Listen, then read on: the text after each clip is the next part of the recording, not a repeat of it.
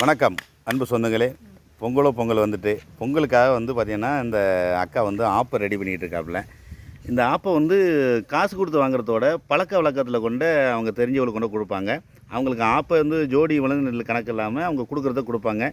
இது ஒரு செய்யணுங்கிறதுக்காக செஞ்சுட்டு இருக்காப்புல. இந்த தொழிலை காலங்காலமாக தொழில் மீன் சொல்ல முடியாது. பொங்கலுக்கு முக்கியப்பட்டவங்களுக்கு ஊரில் கிராமத்தில் உள்ளவங்களுக்கு அதை கொண்டு கொடுத்து அவங்கள சிறப்பிக்கிற மாதிரி இந்த ஆப்பைகளை கொண்டு கொடுக்குறாங்க. இது விற்பனைக்கு அல்ல. பக்கம் ஆண்டை வீட்டார் ஒரு கிராமத்தில் இருக்கவங்களுக்கு முக்கியஸ்தருக்கு யார் தேவைப்படுதோ கொண்டு கொடுத்துட்டு ஒரு கௌரவப்படுத்திட்டு அவங்கள்ட்ட வர்றது.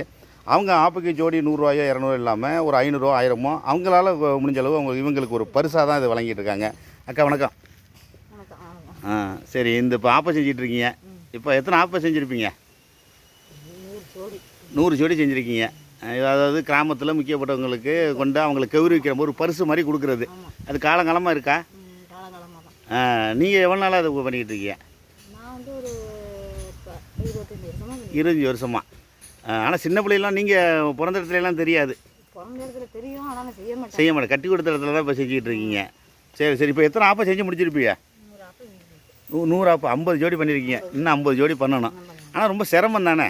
இந்த கொட்டாங்கச்செல்லாம் எங்கே கலெக்ட் பண்ணுறீங்க? தேங்காய் வாடியில். இது குச்சியெல்லாம் அழகாக பண்ணியிருக்கீங்க. ஒரு ஆப்பை செய்கிறதுக்கு எவ்வளோ நாளே ஆகும்? டைம் எடுக்கும்? ஒரு ஆப்பை செய்கிறதுக்கு அரை மணி நேரம் ஆயிடும்.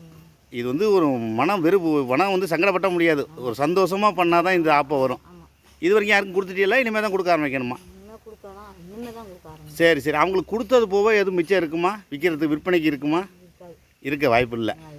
சரி. அதாவது இந்த பக்கம் வந்தால் அவங்கள பார்த்தா வாங்கிடலாம். இது நட்பின் முறையில் கொடுப்பீங்க. சரி. இப்போ 100 ஜோடிக்கு இது எவ்வளோ செலவாகும்? செலவு ஆகும்ல. ஒரு ஆப்புக்கு எவ்வளோ செலவாகும்? ஒரு ஆப்பை செய்கிறதுக்கு உங்கள் கூலியோடு சேர்த்து சொல்லுங்கள்.